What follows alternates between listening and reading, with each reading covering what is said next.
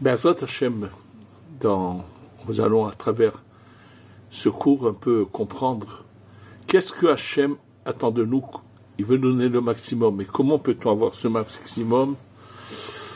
Et d'ailleurs, quand il nous dit dans la paracha Kedoshim Tiyu Ki Kadoshani, vous devez être des saints car moi je suis saint, qu'est-ce que cela signifie? Alors pour comprendre qu'est-ce qui se passe après que la personne quitte ce monde, et ça c'est une image aussi de ce qui se passera après la venue du Mashiach, quand on passera à l'étape suivante, où c'est que chacun saura quel niveau, que ce qui se passera exactement. Alors, on va d'abord citer les paroles de la Gemara qui se trouvent dans Masechet Souka, le traité de Souka, Daf Memhe, page 45, Amoudabet, au deuxième côté de la page.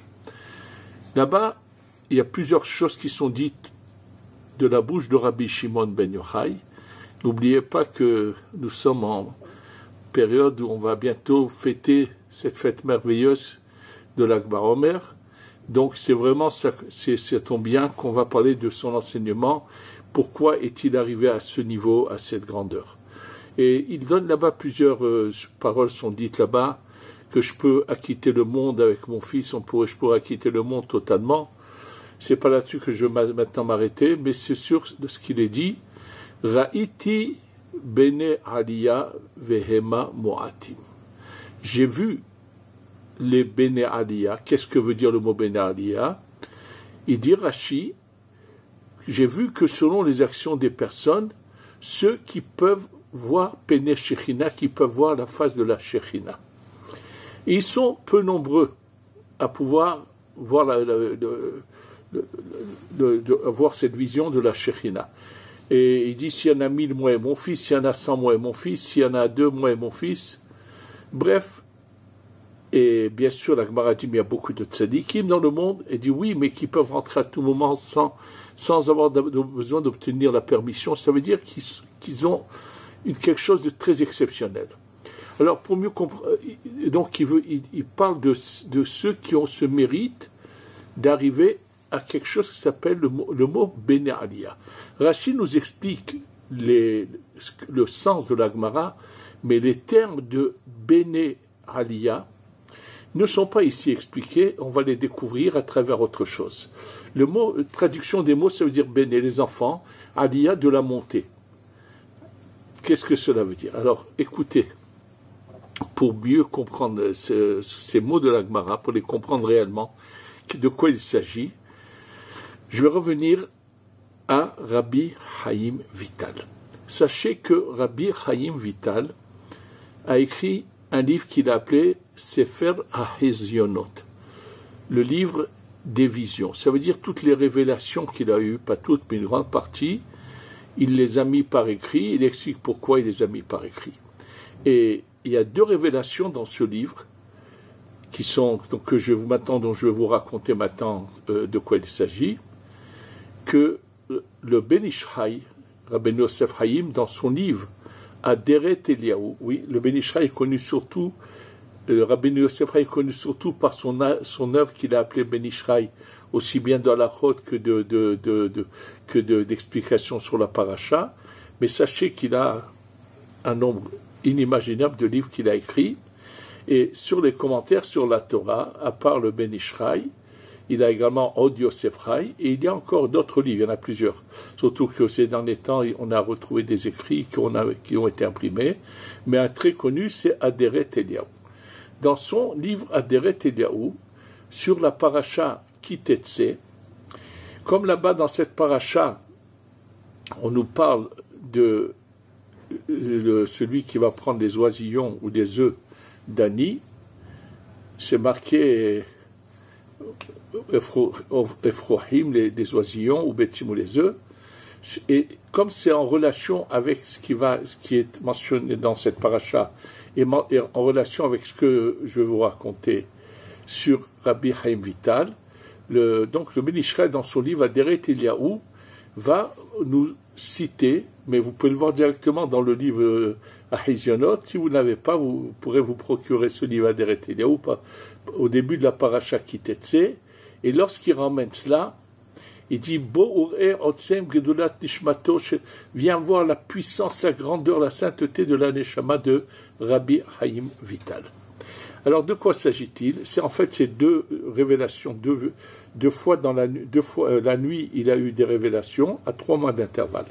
C'était avant que le Harizal, Rabbeinu Yitzhak Luria Ashkenazi, vienne à Tzfat, qui était venu spécialement pour lui enseigner en profondeur la Kabbalah. Avant qu'il vienne à Tzfat, il a eu ces révélations-là dont je vais vous parler. En fait, Rabbi Chaim Vital, après son mariage, c'est ce qu'il explique là-bas, il a un problème. Il est impuissant. Et lui, ne comprend pas pourquoi subitement il a eu ça, puisque avant son mariage, il était un homme normal. Et tout d'un coup, en fait, ce qu'il a su que plus tard, c'est ce que le Harizal va lui révéler, c'est que lorsqu'il s'est marié, il y a des mœurs vraiment mauvaises qui viennent vraiment de la sorcellerie, surtout dans le monde, ceux qui fréquentaient le monde musulman, qui consiste qu'au moment où quelqu'un se marie, à lui faire une sorte de sorcellerie et qui le rende impuissant. Oui. Maintenant, lui, il s'imaginait, il ne savait pas qu'on lui avait fait du mal. Il le saura plus tard, son rav lui dira que c'est ça ce qui s'est passé. Il a eu des doutes, peut-être qu'il n'a pas pris la bonne épouse, il a demandé dans le rêve, il voulait la divorcer, de la reprendre, bref. Mais il souffrait terriblement, parce qu'à chaque fois qu'il voulait essayer d'avoir son union, il avait des pertes de semences qui le peinaient terriblement, et il souffrait terriblement de cela. Sachez, je voudrais une parenthèse, que ces mœurs de bloquer, de rendre impuissant quelqu'un qui se marie, il y a encore quelques années, j'ai eu un témoignage où ça s'est passé. Je peux vous le dire, c'est quelqu'un qui m'a dit, moi ça fait très longtemps que j'ai quitté, j'étais pendant 4 ans au collège du Rav Cohen à Marseille, entre 72 et 76, et pendant ces années-là, quelqu'un que je connais, qui était à ce moment-là Bachourish, qui étudiait à l'Yeshiva du Rav Ruimi, m'a raconté un fait incroyable, c'est qu'un jour, quelqu'un l'a accosté et s'est mis à pleurer. En fait, c'était quelqu'un qui avait un frère marié avec une fille d'une certaine famille, et les parents de cette fille voulaient que la sœur se marie avec lui, et lui ne voulait pas de la sœur. Et comme il l'a refusé, ils lui ont dit « tu verras ce qu'on va te faire ». Il n'a pas fait cas, il s'est marié, et il était impuissant, ça faisait 1 an qu'il est marié, et le mariage n'avait pas été consommé. Alors naturellement, et là, la fille voulait divorcer parce qu'elle ne voulait pas rester avec un impuissant. Et lui a eu l'idée d'en parler à une tzadékette qui vivait à Marseille, qui était la veuve du Rav Shalom Abu Chatzera, Rabbi Shalom Abu Chatzera qui vivait à Marseille et qui a laissé des ouvrages, dans son 2e mariage, sa veuve, était une grande tzadékette. J'ai eu l'occasion, elle était dans mon voisinage quand j'habitais là-bas. Je me souviens même du décès de Rav Shalom Abu Chatzera.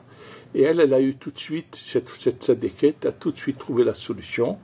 Elle a dit à cette personne qui s'occupait de ce monsieur, emmène-le chez moi, et je vais sortir quelque chose que je n'ai jamais sorti.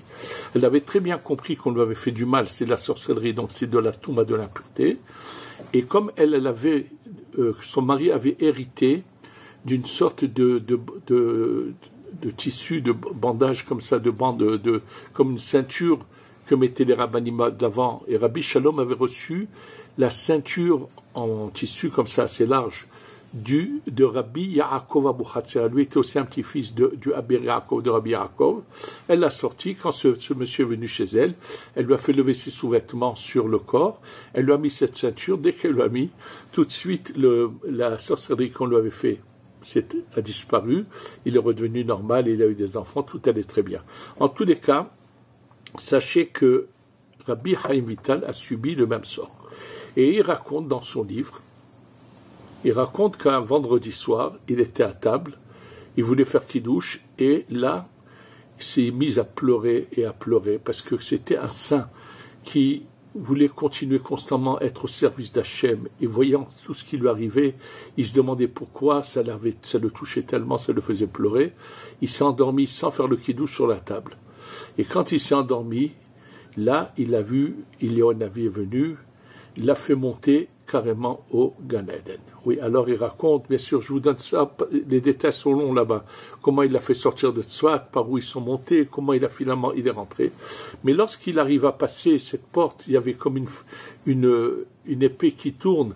C'est ce qui est marqué dans Bereshit, qu'il y a une épée qui tourne, qui empêche l'entrée au Gan Eden, comment lui il a pu passer à travers. Et là, il raconte qu'il rentre il voit un jardin immense, avec des pommiers et des cours d'eau. Il voit des oies qui récitent les Mishnayot de Shabbat, qui vont dans ce jardin, récitant les Mishnayot de Shabbat, qui de temps en temps boivent de l'eau, mangent des fois de ces pommes. D'ailleurs, je vous rappelle que c'est un vendredi soir qu'il a ce rêve, et que c'est bien tous les vendredis soirs de faire la bracha sur de la pomme, oui. Nous qui faisons des brachot après le kidouche, avant de se laver les mains, alors en tant que Boré Péré Haetz, tous les vendredis soirs sur notre table, Baruch Hashem, il y a de la pomme sur laquelle on fait la bracha de Boré Péré Haetz, oui. Donc il voit ça, mais il voit que ces oies, qui sont donc comme en forme de doigts, ce sont des neshamot de tzadikim, et ça lui paraît surprenant. Et là, au milieu de cette étendue magnifique, il voit de loin des marches qui montent vers le haut. Une aliyah. Donc, il voit les marches qui montent vers le haut. Il se dirige vers ces marches et il monte. Et là, lorsqu'il monte, il arrive à l'étage au-dessus. Il voit les tzadikim, mais sous la forme des hommes. Et il voit en face de lui Akadosh Baruch Hu. Vous allez me dire, mais on ne peut pas voir Akadosh Baruch Hu tant qu'on est vivant. Oui, réveillé. Dans son sommeil, il l'a vu. Il s'agit, comme l'a dit Rashi, Pene Shechina. Il a vu la Shechina en face de lui, sur le trône céleste. Et là, il peut pas, il se tombe à terre. Et vraiment, pour lui, la première fois qu'il voit ça, et Akadosh Baruch Hu le relève et lui dit, viens mon fils Chaim. Et imaginez-vous que dans son rêve, qu'est-ce qu'il demande? Il demande carrément à rester là où il ne veut pas redescendre. Et Akadosh Baruch Hu lui dit, non mon fils, tu vas redescendre. Il lui dit, mais j'ai peur de trébucher, Il lui a dit, continue dans ton chemin, tu vas redescendre, n'aie peur de rien. Et si tu continues dans ce chemin, je te donne la place qui est à la droite du trône céleste. Et dans son rêve, il lui dit, mais cette place, elle est réservée à Rabbi Yosef Karo. Rabbi Yosef Karo, c'est l'auteur du Shulchan Aruch, qui est encore vivant à ce moment-là. Il lui dit, oui, j'avais pensé la lui donner, mais j'ai une autre place pour lui. Il lui dit, mais c'est la place de Shmuel Hanavi, du prophète Samuel. Il lui dit, oui, mais sache une chose.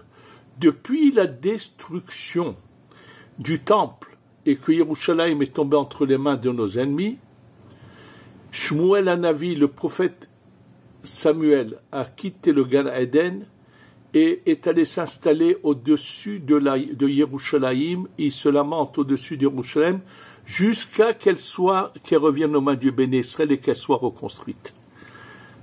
Quel est le jour du décès de Shmuel Hanavi? C'est le 28 Iyar. Donc, dans ce mois, dans pas longtemps, le 28 Iyar, c'est le jour où est décédé Shmuel Hanavi. Quand est-ce que Yerushalayim, depuis la destruction du temple, est revenu sous la domination du peuple d'Israël?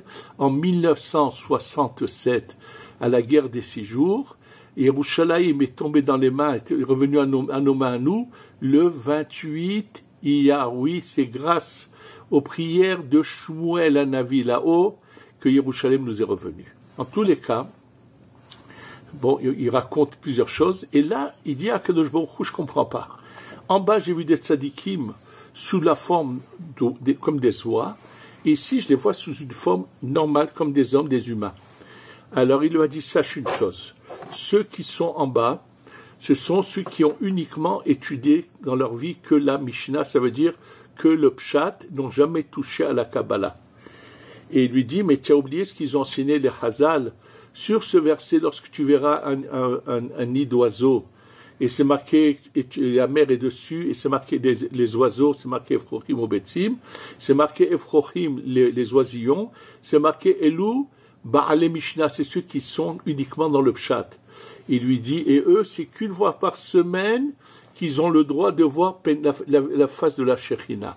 Il lui dit, et ici, c'est les Bene Aliyah, donc le VIP du Gan Eden, qui voient de manière, c'est qui? C'est ceux qui ont étudié la Kabbalah, qui, eux, ont le droit de voir la Shekhinah de manière constante. En tous les cas, donc, c'est pour ça que je ramène cela. 3 mois après, il a eu un rêve semblable à celui-là. Il y aura, bon, avec beaucoup d'autres détails.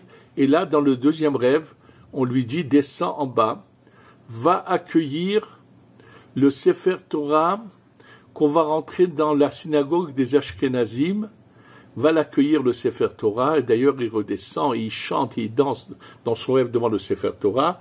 En fait, il lui dit, on lui annonce la venue de son rave, qui était Rabbi Yitzhak Luria Ashkenazi, qui était le Harizal, qui était Ashkenazi et non pas séfarade, contrairement à ce qu'avait pensé le Khatam Sofer, qui avait dit que pourquoi les Sfaradim ont suivi le Harizal, parce qu'il était Sfarad, ça voulait dire que les Ashkenazim, comme il n'est pas Ashkenaz, ils n'ont pas à le suivre, c'est inexact.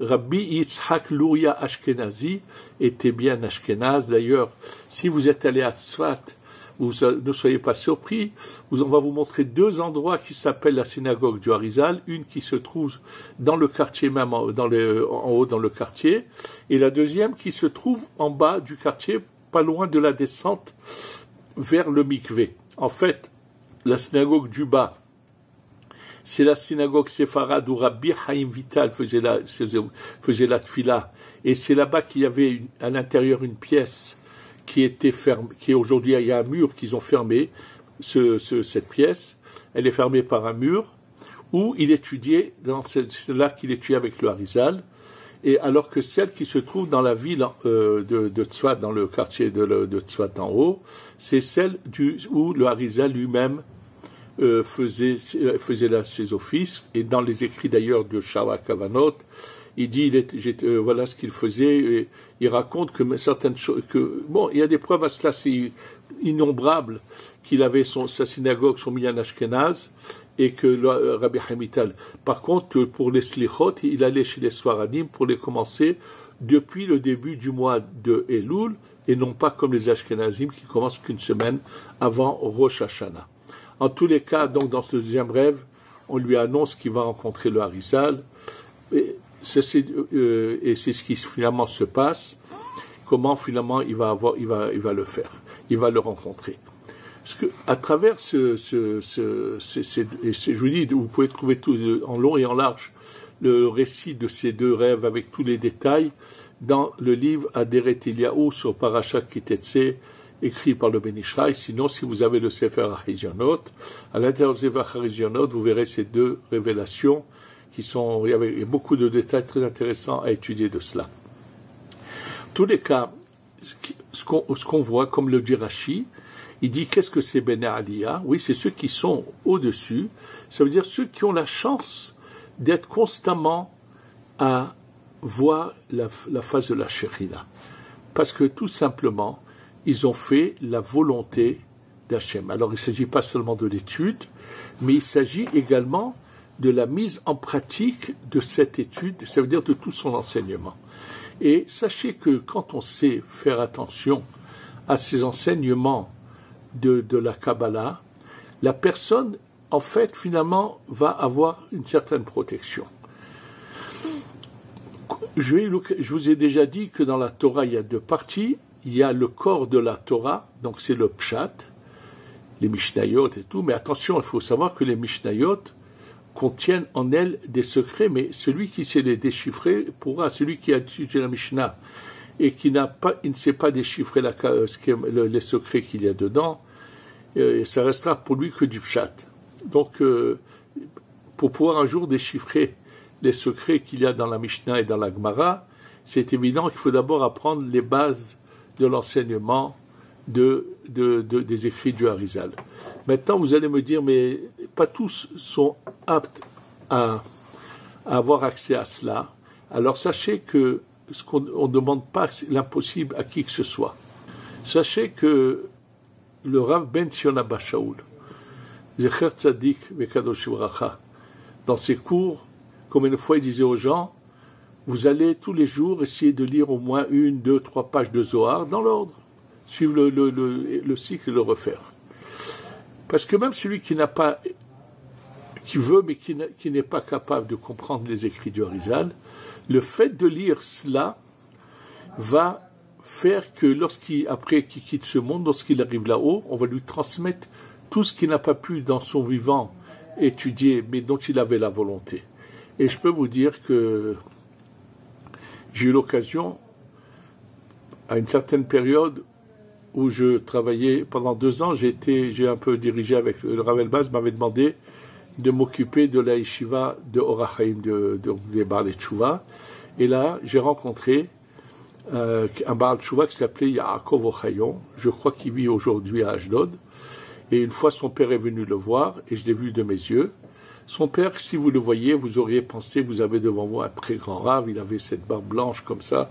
Et en réalité, c'était un bon juif du sud marocain, qui n'a jamais su, à part la lecture, n'a jamais su ce que c'est étudier, qui était un bon pratiquant, qui était vraiment un tzaddik. Et je me souviens, quand il est venu rendre visite à son fils, après qu'il lui a dit bonjour, il est rentré au Beit HaMidrash, et il a pris son livre de Zohar avec sa loupe, et il lisait.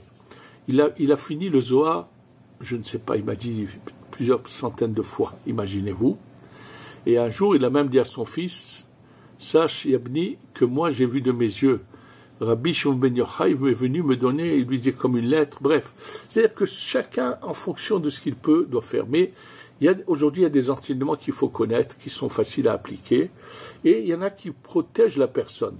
Par exemple, savoir que ne pas du tout se couper les cheveux ou la barbe pendant le Homer, rien, comme je vous l'ai déjà eu l'occasion déjà de vous le dire, il n'y a pas de deuil pendant cette période à cause des 24 000 élèves de Rabbi Akiva. En aucun cas, ce n'est pas une période de deuil comme l'ont pensé ou compris certains. Le Harizal nous explique que l'abstention de se raser ou de se couper les cheveux, quand je dis raser, c'est même se tailler la barbe, quoi qu'il en soit, c'est pour une autre raison. Et je vais expliquer tout de suite pourquoi c'est important pendant toute cette période, pas les 33 jours. Le minhag de ne pas marier, ne pas faire de mariage, c'est que 33 jours seulement pour les Sfaradim, depuis le début du Homer jusqu'au 33, et après au 34, on peut commencer les mariages, mais ce minhag de ne pas se marier est tout à fait pour une autre cause, étant donné que ces élèves de Rabbi Akiva n'ont pas su vivre en communication, en union. Donc c'est un enseignement pour savoir que si on veut qu'un mariage réussisse, savoir comment vivre uni avec son proche, avec son partenaire. Et donc rien à voir, il n'y a pas de deuil. Et donc les cheveux, c'est pour une autre raison, parce qu'il y a des moments où il faut savoir éviter de provoquer les forces du mal pour pas qu'elles nous embêtent et qu'elles nous fassent du mal. Comme c'est une période où ils sont en domination, c'est une période de dîne, donc pour éviter le combat avec eux. C'est pour ça qu'également, selon la Kabbalah, quand on doit aller chez le coiffeur ou se raser, c'est uniquement tous les matins shkachatzot et non pas l'après-midi où le dîne commence à se soulever. Il y a encore d'autres choses. Par exemple, selon la Kabbalah, le vendredi soir et le samedi midi, quand on fait le kidouche, de verser un peu d'eau dans le vin. Le vin, c'est la rigueur, l'eau, c'est l'adoucissement du din, faire adoucir le din. Pas à Motzai Shabbat, pas à la Havdalah, et comme l'explique le Ben Ish Chai, il dit à Motzai Shabbat, à la sortie du Shabbat, comme les forces du mal étaient écartées, elles reviennent, celui qui mettrait de l'eau dans le vin de la Havdalah, ça serait comme une sorte de provocation et il chercherait à lui faire du mal. Ça veut dire que lorsqu'on connaît tout cet enseignement, ça permet à la personne d'avoir une protection et de ne pas avoir d'ennui. c'est marqué Yamutu velo bechokma. Pourquoi les gens meurent ou bien ont des ennuis? Parce qu'ils connaissent pas la chokma. La chokma, je vous ai dit, c'est le Zohar. Rappelez-vous ce que j'ai eu l'occasion déjà de vous dire, que ces mêmes chachamim, ces mêmes sages, lorsqu'ils étudiaient la Gemara, le chasse, lorsqu'il y avait une discussion, un dialogue, Tachema, viens écouter ce que j'ai à te prouver. Et ces mêmes chachamim, ces mêmes sages, lorsqu'ils sont dans l'étude de la neshama de la Torah, qu'est-ce qu'ils disent l'un à l'autre? Tahazé, viens voir. Parce que les yeux, c'est le yud du nom de Dieu, le yud, les oreilles, c'est le he, ensuite le nez, c'est le vav, et la bouche, c'est le he, yud, ke, vav, ke. Chochma, bina, tiferet et malchut. Donc, la chochma, c'est ça la kedusha, kedoshim, je vous ai dit au début de ce cours, que le mot kedusha, il y a tahara. La différence, tahara, c'est la pureté, la kedusha, c'est la sainteté. Alors, pour être un saint, il faut d'abord être pur. La tahara vient de la bina. La bina représente la mer dans laquelle on se trempe pour se purifier, ou le mikvé, c'est la bina. Et une fois qu'on s'est purifié, on monte à ce niveau qu'est la Gdusha. Et la Gdusha, on l'obtient par la neshama de la Torah. La Torah aussi, elle a la Chochma et Bina, Kedusha et Tahara. Celui qui s'adonne au Pshat seulement, il est que dans la Bina, donc dans la Tahara. Celui qui pénètre la neshama, l'âme de la Torah, rentre dans la Gdusha. Et c'est à ça que fait allusion le Passouk en disant Kedoshim tiyu. Moi, je représente bien sûr la Tara et la Kedusha. Donc, arriver à cela, arriver à la Kedusha, ça veut dire aller en avant, ne restez pas. Celui qui est dans la Tahara, alors c'est quelqu'un qui va jouer avec les mots. Comme le dit Rashi, il peut être ce qu'on appelle Menuval Bershut Torah, c'est-à-dire, par exemple, quelqu'un qui va jouer, qui apprend que uniquement le pshat, il verra aucun mal à avoir une conduite animale, mais en respectant la halacha, comme c'est le cas comme à l'époque où la bigamie était permis, de se marier avec plusieurs femmes et de dire mais je n'en ferai pas la halacha. Mais tu ne conduis pas l'image qu'Hachem veut de toi. Hachem n'a pas donné un sexe pour être un animal, mais c'est une union d'âmes pour procréer, pour unir des âmes, quelque chose de bien plus profond. Donc, le fait de connaître la profondeur des choses, c'est de savoir à quel moment s'unir. Bien sûr qu'après le mikvé, mais même après le mikvé, il y a des moments précis, s'y préparer avec toute une lumière qui doit venir pendant cette union. Et je ne parlerai même pas de tous ces malheureux qui se laissent aller avec des tolérances qui sont même pas de halakha, qui vivent maritalement avec des femmes, tout continuant à l'Obet Knesset. Et malheureusement, souvent, quand c'est le cas, elles ne vont même pas au mikvé, donc ils enfreignent l'interdiction de la nida, qui est très grave, qui est vraiment, et ainsi de suite. C'est pas sans raison que Acharemot Kedoshim. Si tu veux éviter de Acharemot, d'arriver après la mort, qu'est-ce qui s'est passé avec les enfants de Aaron? On avait dit qu'ils avaient que la Bina.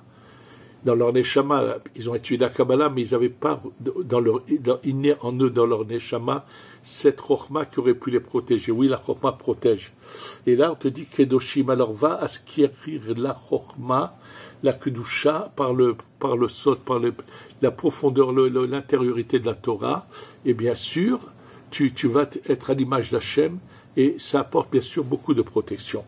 Et sachez que d'ailleurs, pendant cette période, où on se prépare, pendant la période du Homer, où on se prépare à recevoir la Torah Shavuot, sachez que dans cette préparation, il y a les deux étapes.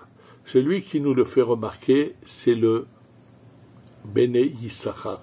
Rav Tzvi Elimelech de Dinov, dans son livre Bnei Yissachar, qui ramène la Mishnah, où il leur a dit à ses élèves, allez, dites-moi le meilleur des chemins, et chacun dit quelque chose. Il y en a qui a dit, lève-toi un bon cœur.